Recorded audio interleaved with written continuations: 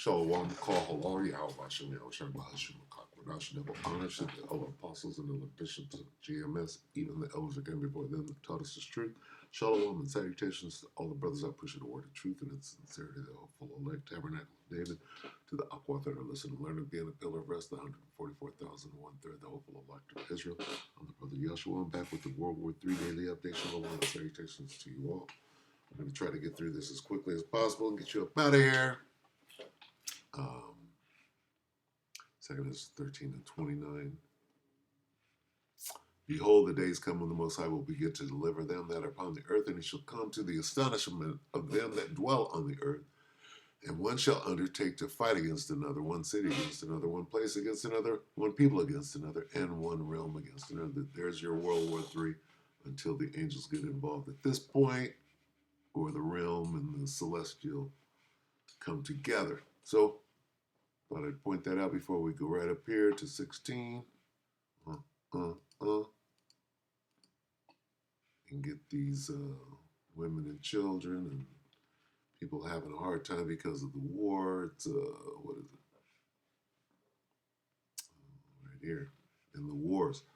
Second is 16 and 34. In the wars, see? The wars, there, Salak.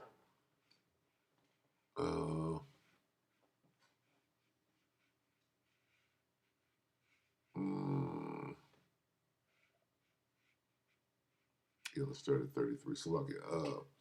Second is 16 and 33. The virgins shall mourn having no bridegrooms. The women shall mourn having no husbands. Their daughters shall mourn having no helpers. And here's the reason for these things. Let's read that again. Second Ezra 16 and 33. The virgins, young women, women of marriageable age, right, shall mourn having no bridegrooms. Ain't no, potential husbands. The women, right, these are the ones that have husbands. Their husbands are dead. Their daughters shall mourn having no helpers. Right?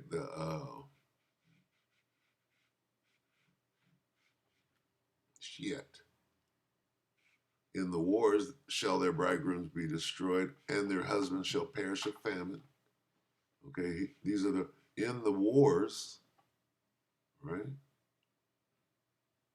There'd be a lot of people perishing in these wars. Like, this is a result of war, is it not? Big G word. Okay, a lot of people over there dying in that war, right? Right?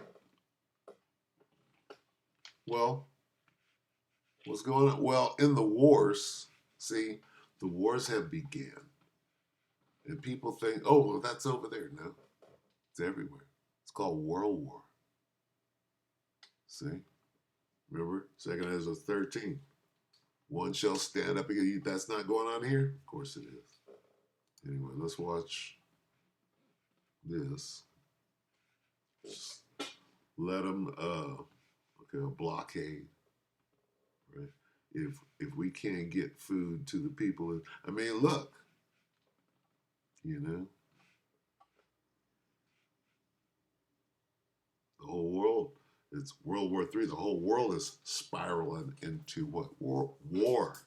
Look at that real quick, because if you don't understand what time you're in, so you have to understand time and the time you're in, okay? Everything, see? Everything. To everything. What? Only some things. No, to everything there is a season and a time. There's a time to everything. That's what it says. And a season to every purpose under heaven. Everything. There's a time. That's the first thing you had to wrap your head. Well, everything has its own time. Okay, and season and da-da-da-da. And here's an example of that, right? Jump down to 8, a time to love, hey, and a time to hate. Hey, what? You know what? See, if oh no, you can't hate up. You're full of shit. You gotta have both. False balance, right? A time of war and a time of peace. Are we in the time of peace? Absolutely not. You better understand what time we're in and then know how to move in a time of war. This ain't the time of peace, dude. This is a time unlike any other on the face of the earth or that will ever be ever again. You got to understand it's the time for Jacob's trouble. And it ain't ever going to happen again. What about that time? So you got to understand that time factor. Anyway, take it away. Breakthrough news, 23 hours. This is yesterday. Take it. Dean, hi, Rania. Nice to see you both. Well, great to have you here with us. And, I guess one of the things the issue I really wanted to raise with you here, we wanted to raise with you is the issue of how we're seeing what's happening with Yemen. I mean, I think the way it's being portrayed, you see often, it's sort of like there's this rogue group called the Houthis that's just randomly firing missiles into Israel, and that this is some sort of totally out of bounds behavior. But I've noticed you've been making some good points in a range of different fora about how there's actually a close connection between Yemen's actions and the actual reality of human rights law based on what rulings have been made, vis-a-vis the genocide in Gaza at the ICJ and other places. I was hoping you could talk a little bit about that. Yeah, absolutely. I mean, I think that the whole... Okay, now what he's about to get into is something other than U.S. propaganda. So you're about to hear a different side, which might even, lean closer to truth than the bullshit that the Americans have to feed you to continue this ridiculous display of bloodletting. You can call it what you want to, but we know what we're looking at, and we understand those that are capable of doing that's their job is to do what they do. So they ain't doing nothing wrong.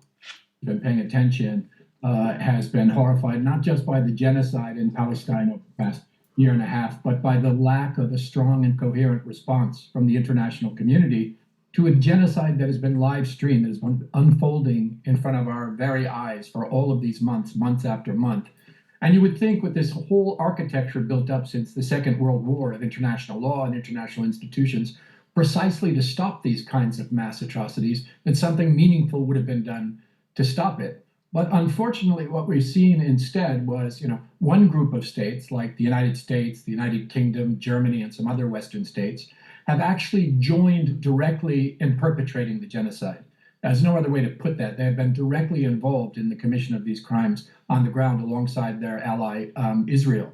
Then you've got another big group of Western states that have chose to be complicit in the genocide in other ways by supplying the genocide machine with fuel, with spare parts, with diplomatic cover, other things necessary to continue the genocide. Then you've got a large number of states from all regions who have chose to basically just remain silent and passive, which I have said is a breach of their international legal obligations, because all states have an affirmative obligation under international law to act to prevent and stop genocide and to enforce international humanitarian law. Most states have done nothing at all to these ends. Then you've got a fourth group of states that have opposed the Israeli regime in public statements. They've taken diplomatic action in their votes in the Security Council and the UN General Assembly. They've joined cases in international tribunals like the International Court of Justice and the International Criminal Court. They've done that. But then there's another group, which is the smallest group, that have taken concrete steps to actively meet their obligations under international law. Remember, all states are obliged to do everything in their power to stop this genocide from continuing in Palestine. Who has actually done that? South Africa, when they brought Israel to trial in the International Court of Justice for genocide.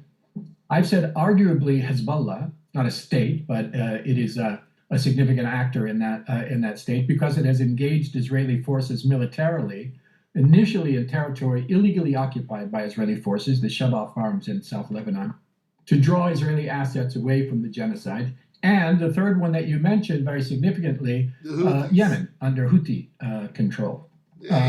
Because I mean, I think your viewers are more sophisticated than those watching corporate media, and they probably know that the Houthis, Ansar Allah, they announced in response to Israel's genocide in Palestine that it would block shipping into the Red Sea that was headed to resupply the Israeli regime as long as it continues the siege and the genocide in Gaza. And it's been using this choke point at the head of the Red Sea called Bab el-Mandeb, which means the Gate of Tears, in this narrow strait between Yemen and Djibouti at the opening of the Red Sea.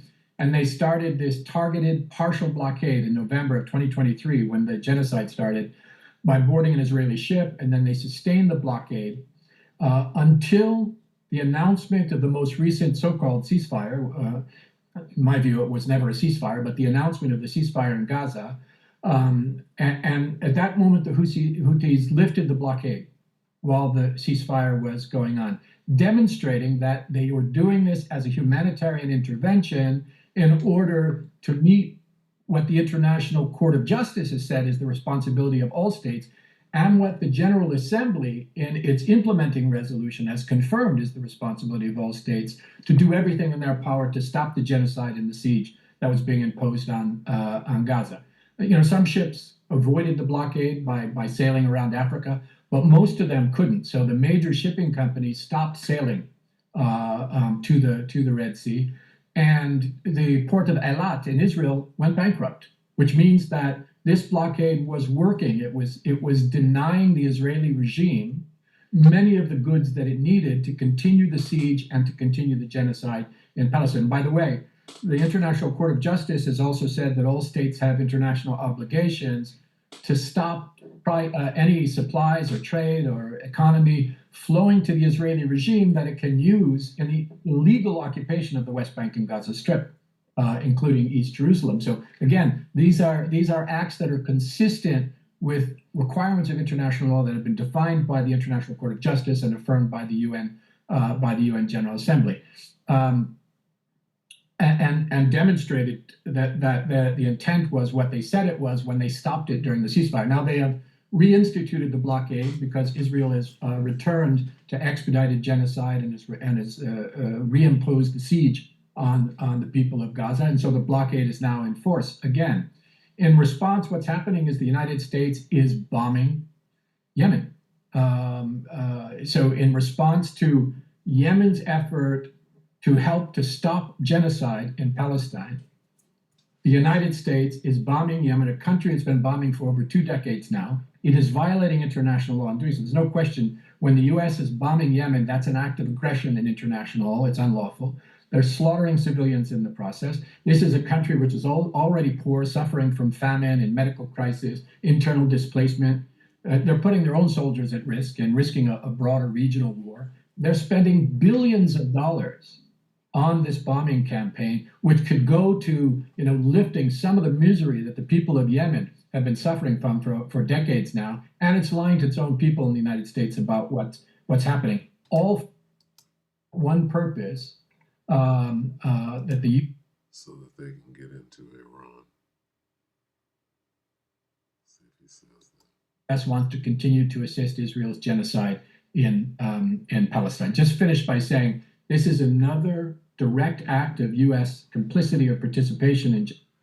Really, what they're doing is they're baiting Iran. That's everybody's target. Everybody's target is Iran. That's why they're hitting these little, what they call Iranian-backed little spots. Okay, because their real goal is to have U.S. go heads up with Iran, not Israel. Anyway, let me see. I'll pretty much end it right there. Side, and it constitutes a crime under international law as well. Yeah, the genocide. Yeah, it's not just the genocide. It's the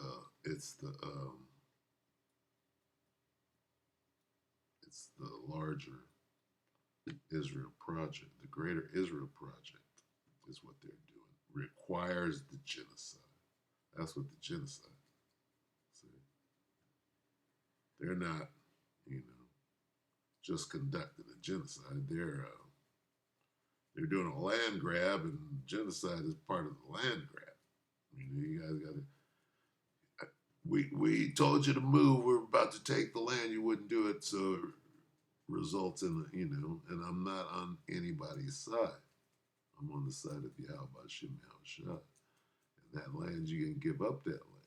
You shouldn't be there anyway. Anyway, yeah. Again, we'll end it right there. And let's see. It's a lot. Yeah. We'll go out like this. I mean, they are going to draw Iran out. It will escalate, right? In the region. I mean, in the world and then the region. What do they call it here? They call it Revelation 11, right? And 14, in any language or in any version. Revelation 11 and 14, the second woe is past. Behold, the third woe is coming shortly. All right, third woe, World War III. All right. With that, pray that the elect are edified. Your brothers and few sisters, shalom.